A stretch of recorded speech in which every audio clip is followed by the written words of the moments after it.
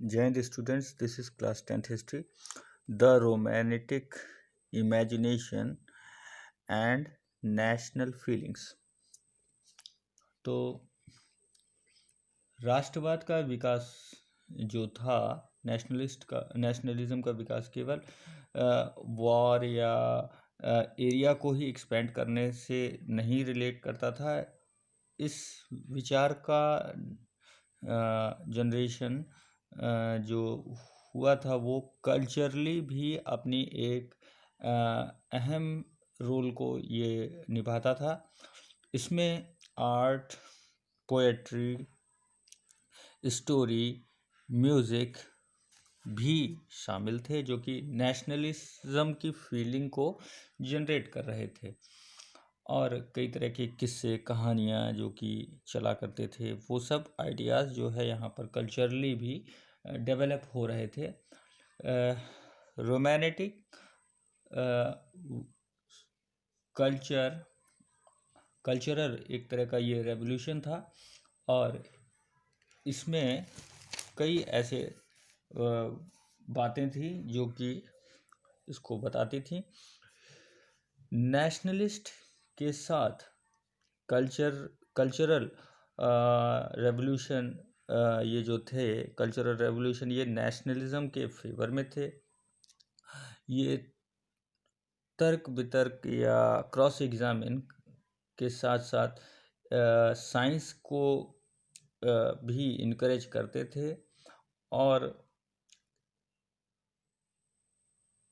ये कल्चरली विचारधारा को ज़्यादा अपना महत्व देते थे।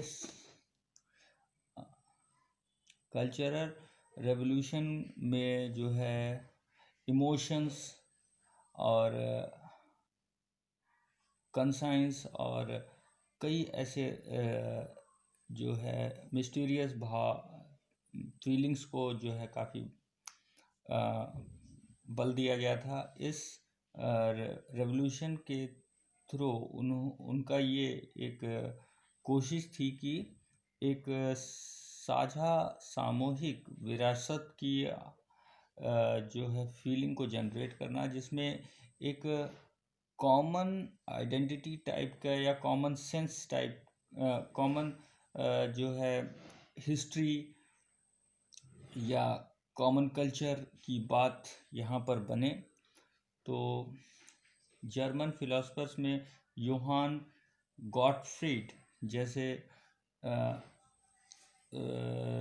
रोमानेटिक्स ने इस तरह का दावा किया कि ट्रू जर्मन कल्चर आम लोगों में डैश वोल्क में जो है ये सब चीज़ें निहित है और राष्ट्र नेशन को वोल्क चेस्ट की सच्ची आत्मा लोकगीतों या जन काव्य या लोक नृत्य के थ्रू प्रकट की जा सकती है, इसलिए इनको बढ़ावा दिया जाने लगा।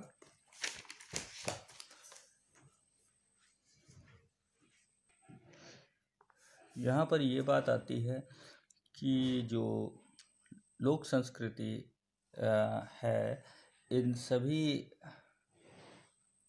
तरीके से एक यूनिफाई और एक तरह से नेशनलिस्ट की व्यूज़ को बढ़ाया जा सकता है इसके थ्रू।